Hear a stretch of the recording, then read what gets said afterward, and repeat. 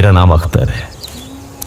मैं एक छोटे से गांव में रहता हूं और पिछले 15 साल से एक छोटी सी दर्जी की दुकान चलाता हूं। मेरी जिंदगी सुई धागे, कपड़ों की सिलाई और मेहनत मजदूरी में गुजरती है।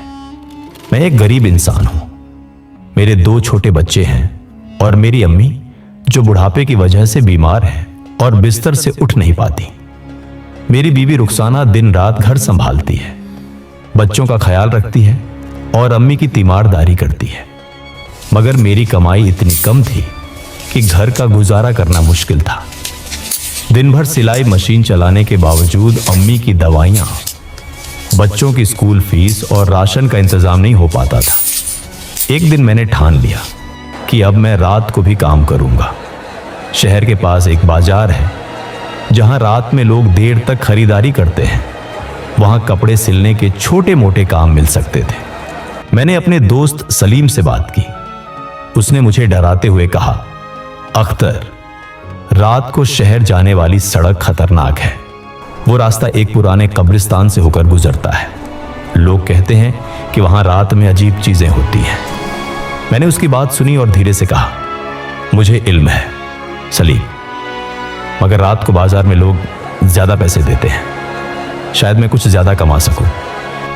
वो कब्रिस्तान सचमुच डरावना था। लोग कहते थे कि ये 400 साल पुराना है, सड़क के दोनों तरफ फैला हुआ, इतना बड़ा कि साइकिल पर 10 मिनट चलने के बाद भी खत्म नहीं होता। रात के वक्त वहां कोई नहीं जाता। हवाएं सीटी जैसी आवाज करती थी और कब्रों का सन्नाटा दिल दहला देता था। फिर भी मैंने हिम्मत जुटाई और पहली बार रात को अपनी सिलाई मशीन के साथ शहर की तरफ निकल पड़ा। रात गहरी थी। जब मैं कब्रिस्तान वाले रास्ते से गुजर रहा था, अचानक मुझे लगा जैसे कोई मेरी साइकिल रिक्शा के पीछे बैठ गया हो। मेरा दिल जोर जोर से धड़कने लगा। मैंने पीछे मुड़कर देखने की हिम्मत नहीं की। सलीम की बातें मेरे जहन में गूंज रही थी। अचानक चूड़ियों की हल्की सी खनक सुनाई दी, जैसे कोई औरत मेरे पीछे हो। मैंने साइकिल रोक दी और पलट कर देखा। वहां कुछ भी नहीं था, बस कब्रों का सन्नाटा और अंधेरा। मैंने अल्लाह का नाम लिया, दुआ पढ़ी और साइकिल चलाने लगा। शहर के बाजार में पहुंचकर मैंने अपनी सिलाई मशीन सड़क किनारे रख दी। थोड़ी देर बाद एक बुजुर्ग शख्स आया और बोला कि उसे अपनी शेरवानी की सिलाई करवानी है। फौरन उसने 500 रुपए देने का वादा किया। मेरे लिए यह बड़ी रकम थी। मैंने जल्दी जल्दी उसका काम किया। उसने पैसे दिए और चला गया। मैं खुश था, सोच रहा था कि मेरा ये फैसला सही था। मगर मुझे क्या पता था कि ये रात मेरी जिंदगी को हमेशा के लिए बदल देगी। अगली रात मैं फिर उसी कब्रिस्तान वाले रास्ते से बाजार गया, मगर उस रात कुछ अलग था। मैं घंटों इंतजार करता रहा, लेकिन एक भी ग्राहक नहीं मिला। मायूस होकर मैं खाली हाथ साइकिल लेकर वापस लौट रहा था। कब्रिस्तान के करीब पहुंचते ही मेरी नजर एक औरत पर पड़ी। वो कब्रिस्तान के ठीक बाहर खड़ी थी, तन्हा, खामोश। उसने काली चादर ओढ़ रखी थी और उसका चेहरा चांदनी में चमक रहा था। उसकी आंखें बड़ी बड़ी थीं, होठ सुर्ख लाल और चेहरा इतना हसीन कि मैं उसे देखता रह गया। उसने मुझे इशारा किया। मैं रुक गया। उसने कहा, मुझे गांव जाना है, एक चांदी का सिक्का दूंगी। मैंने सोचा शायद ये कोई कीमती चीज होगी और मैंने हामी भर दी। उसने मेरी साइकिल रिक्शा में बैठने का इशारा किया। जब हम कब्रिस्तान वाले रास्ते से गुजर रहे थे, उसने अचानक कहा, यहीं उतार दो। मैं हैरान हो गया। कब्रिस्तान के बीच में उतरने की क्या जरूरत? मगर मैंने साइकिल रोक दी। उसने खामोशी से एक चमकता हुआ चांदी का सिक्का मेरे हाथ में रखा और बिना कुछ कहे अंधेरे में गायब हो गई, जैसे कब्रों के बीच समा गई हो। मैंने साइकिल के शीशे में देखा था। उसकी आंखें मुझे घूर रही थीं। उसकी मुस्कान में एक अजीब सा राज था, जैसे वो मेरा डर भांप रही हो। मेरा दिल कांप उठा। मैंने फौरन साइकिल चलाई और वहां से निकल गया। घर पहुंचकर मैंने रुखसाना को वो चांदी का सिक्का दिखाया। उसने उसे गौर से देखा और बोली, ये तो बहुत कीमती लगता है, इसे बेचकर हम राशन और दवाइयां ले सकते हैं। उसने सिक्के को अपने पुराने बटुए में रख लिया। मैंने हाँ में सिर हिलाया, मगर मेरे जहन में उस औरत का चेहरा घूम रहा था। उसकी चमकती आंखें, उसकी रूहानी मुस्कान। कुछ तो गड़बड़ थी। अगली सुबह रुखसाना बाजार गई और उस सिक्के को एक सुनार को दिखाया। सुनार ने कहा कि यह सिक्का बहुत पुराना और कीमती है और उसने इसके बदले 5,000 रुपये दिए।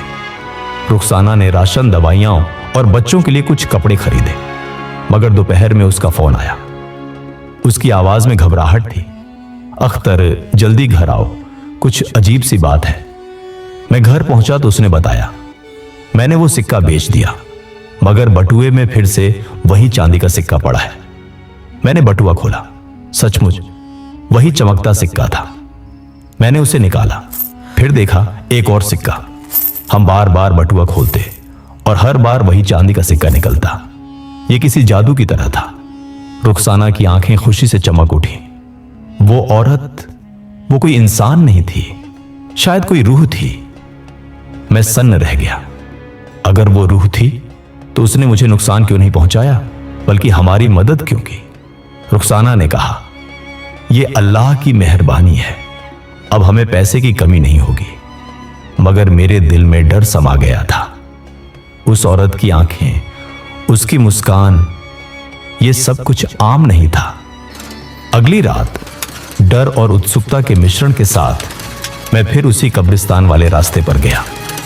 मैं उस औरत से दोबारा मिलना चाहता था। मैं जानना चाहता था कि उसने मुझे ऐसा सिक्का क्यों दिया, मेरी मदद क्यों की। क्या वो सचमुच इंसान थी? बाजार में मैं घंटों खड़ा रहा, मगर कोई ग्राहक नहीं आया। फिर अचानक वो औरत मेरी साइकिल रिक्शा के पास आई। वही चमकती आंखें, वही रूहानी मुस्कान। मैं कांप गया। उसने खामोशी से रिक्शा में बैठने का इशारा किया। उसी वक्त एक गांव वाला मेरे पास आया और बोला, गांव जाना है? मैंने कहा, रिक्शा भरा है। उसने हैरानी से कहा, भरा? कोई तो दिख नहीं रहा। मेरा दिल जोर जोर से धड़कने लगा। मुझे समझ आया वो औरत सिर्फ मुझे दिख रही थी। मैंने गांव वाले को दूसरा रिक्शा लेने को कहा और साइकिल चलाने लगा। रास्ते में मैंने हिम्मत करके पूछा, आप कौन हैं? क्या आप रूह हैं? उसने हल्के से हंसकर कहा, हां, मैं एक रूह हूं। तुम्हें जरूरत थी, इसलिए मैंने मदद की। मेरी सांसें थम गईं। मैंने पूछा, मुझे ही क्यों चुना? उसने जवाब दिया, क्योंकि तुम्हारा दिल नेक है। मैं खामोश हो गया। उसकी आंखों से डर लग रहा था, मगर साथ ही एक अजीब सा सुकून भी मिल रहा था। गांव पहुंचने पर उसने फिर एक चांदी का सिक्का दिया और बोली, इसे अक्लमंदी से इस्तेमाल करो। ज्यादा लालच किया तो इसकी ताकत खत्म हो जाएगी। मैंने सिर झुकाया और जब नजर उठाई वो गायब थी, जैसे कब्रिस्तान के सन्नाटे में घुल गई हो। मेरा दिल जैसे रुक सा गया। मैंने साइकिल चलाई और घर पहुंचा। रुखसाना को सब कुछ बताया। उसने सजदे में सिर झुकाकर अल्लाह का शुक्र अदा किया और बोली, ये अल्लाह की मेहरबानी है, उस रूह को हमारी मदद के लिए भेजा गया। हमने बटुआ चेक किया। दूसरा सिक्का भी वैसा ही था। जितनी बार बेचते उतनी बार फिर से वही सिक्का आ जाता। पहले हमने जरूरत से ज्यादा खर्च करना शुरू किया, मगर मैंने उसकी चेतावनी याद की और रुखसाना को समझाया, हमें सिर्फ जरूरी चीजें लेनी है।